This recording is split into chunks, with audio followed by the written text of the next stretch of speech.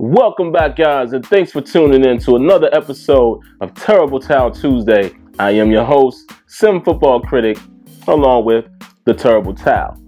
All right, guys, and let's go ahead and talk a little bit about last week. Don't want to spend too much time here. I've been saying I want to reduce the video length. I don't want you guys to have to sit here for X amount of minutes just listening to me ramble on. So I try not to make it too long. So we'll visit next week a little bit, and then we'll talk a very little bit about the upcoming week, because I really don't know exactly what's going on with San Diego, but I'll give you my thoughts and what I think we should be able to do. All right, so let's go back and take a look at the Ravens game. What a tough way to lose. What a tough way to lose, but like I said before, man, I wasn't sure what would happen in that game. Number one, Mike Vick taking over for Big Ben. Now, outside of the obvious, you have to look at the little details. Preparation. Obviously, it was a short week. Vic didn't get a lot of preparation, and you could see it on the field. You could see that there wasn't a lot of plays being called as far as variety, as well as you could see that the plays were tailored to Vic, which they should be. But whenever you do that, you're taking away from some of the offense or things that have been working positively for us. So that's just going to happen.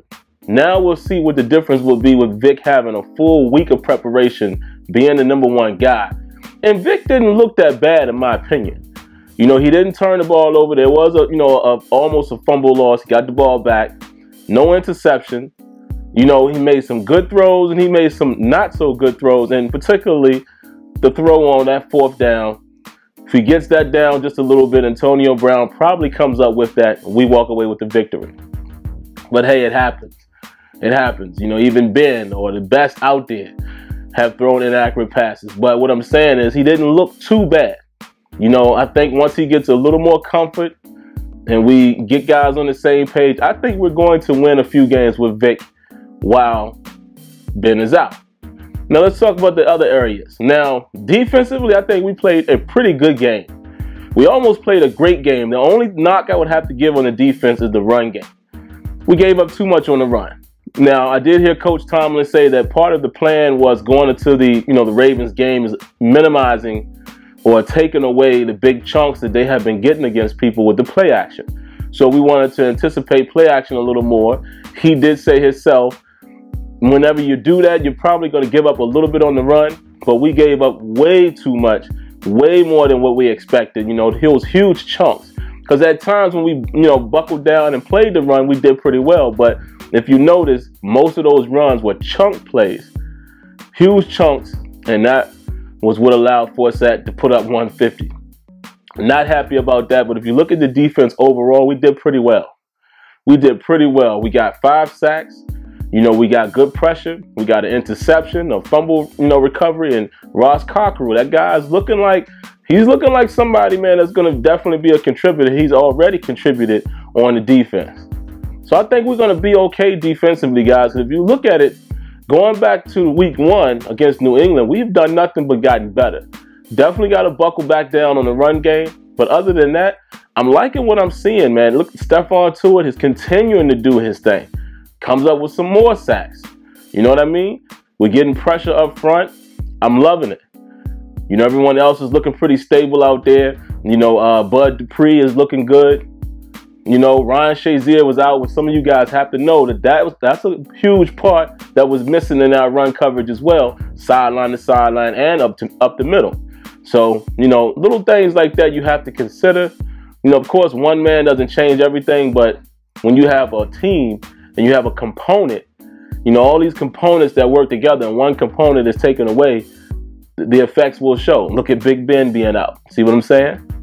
But other than that, man, I think defensively we're going to be a much better team than I thought. And I'm still waiting to see, what's going to happen with Brandon Boykin. I think if he starts to get more playing time and if Cortez comes back and he's playing well, we're going to have a pretty decent secondary rotation. I won't say great, but we'll have, some comparable guys that can get it done. So we'll see. Now, offensively, love what we saw. I love what we saw from the run game on our part. Le'Veon Bell looking like Le'Veon Bell, rushing for over 100 yards against the Ravens, which is something I don't believe he's done before. promising, very promising. The O-line still looks pretty good. You know, we did give up, you know, a couple pressures, a couple sacks, I believe. But, you know, again, you know, Ben standing in the pocket versus a Mike Vick is totally different. So you got to expect that. But I think, man, if with all else, you know, everything else that went on in the game, we still had a chance to win that game. All we needed to do was get a first down. Now, let's talk about the play calls. At first, I was pissed. I was real pissed, and I try not to, you know, go so involved with being upset, you know, because initially you're going to be pissed, but then when you sit back and look at what happened, I can't say I disagree with going for it. I can't. Especially after Josh Scobie misses 2 field goals. 2 field goals under 50 yards. I can't blame any coach in the world that doesn't have confidence in that kicker and decides to go for it. So I'm not necessarily mad about that. Mad at Scobie for missing those kicks, because that definitely could have changed the outcome. And I'm glad he's up out of there. Hopefully Chris Boswell comes in and helps us out.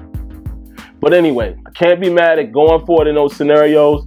I just didn't like the execution. Now, some would question the first attempt with Vick running the ball.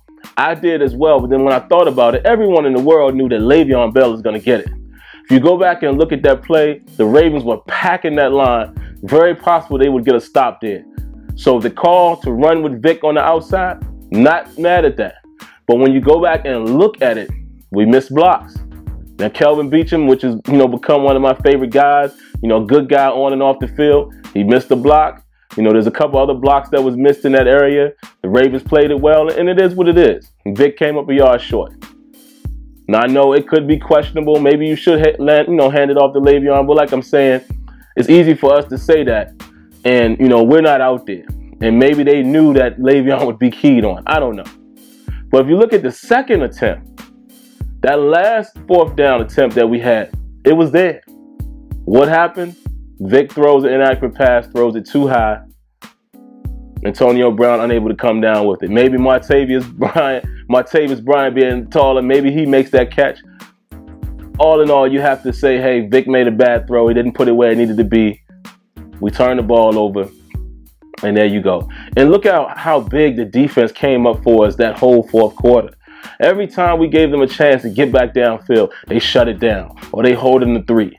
You know, even on that last possession, before on their winning possession, when we shut them down right before the 2-minute warning, that was huge. And it was also huge that it happened before the 2-minute warning, which actually essentially gave them a timeout. That killed us as well. So there's a lot of things that went on in that game, man, that basically took the win from us, but we played fairly well. You have to look at it positive. Being without your leader, Vick coming in on a short week, we played pretty good football there. There were just some key mistakes, missed kicks, and there you have it. So I'm not discouraged, man. I'm very encouraged by what I saw. I think we're going to be a better football team, even with Vick. As he gets more preparation, I think we'll be able to go out there and get the Chargers. Because from what I've seen from the Chargers, I haven't watched a lot of their football. I don't even really follow their team as much as I used to. But I don't think they're that strong. You know, I think if we put up a strong defensive effort, I think we'll be able to muster enough offense to beat them. You know, we definitely need this one. We play well on Monday night. We are traveling out to San Diego. But I'm not scared by this game. I don't feel like it's a game that we can't win. Like I said, we were right in there with the Ravens. Probably should have won that game. Safe to say we should have won that. As well as, you know, we played a fairly good game against New England. You know, we only lost by a touchdown. You know, of course, it was probably, you know, in trash time we got a touchdown, but you guys know what I'm saying. You know, we haven't played that bad. You know, we beat up on the Niners, had a very tough defensive battle against the Rams and pulled that out. So I think our team's a lot better than I anticipated. So we'll see. So like I said, I don't have much to say about the upcoming week. Don't know a whole lot about San Diego. But we'll be watching, guys, and hopefully we can go ahead and get the 3-2. And I think looking at the schedule, let me just mention that real quick. The next 4 weeks, you know, we got San Diego. We got the Cardinals. I'm trying to remember off the top of my head, guys. We have Cincinnati. And I know I'm missing one. Kansas City. Now, if I'm not mistaken, we got Kansas City and the Cardinals at home. So those are games that I think we'll get Kansas City. I'm not worried too much about them, but it's any given Sunday. You always have to say that. The Cardinals is going to be a huge test for us, I think. It's going to be a huge test. They have a solid defense. They're putting up offense. That's going to be a test for us. We'll see how we fare with that. Cincinnati as well. That's going to be another test, a huge test for us in the division. So we'll see, man. So hopefully we can get Ben back, get him back healthy when he's ready to come back and move forward. So, all right, guys, that's all I got for you today, man. You know, like always, please leave your thoughts, leave your comments. Let me know how you guys are feeling. And I promise you, it won't hurt you to hit that like button. All right, guys, until next time, here we go. Sorry, guys, it's hard to do it here with the broke finger. And let me know what you think. Once again, guys, thanks for coming by. And if you want to interact with me live, head on over to Sim Standard Radio every Thursday night at 8 p.m. Eastern, along with Smitty and Azure Effect. The call-in number for the show is down in the description. Now, of course, for more content, go ahead and click the link above. And before you go, don't forget to rate, comment, and subscribe. All right, guys. Until next time, lights out.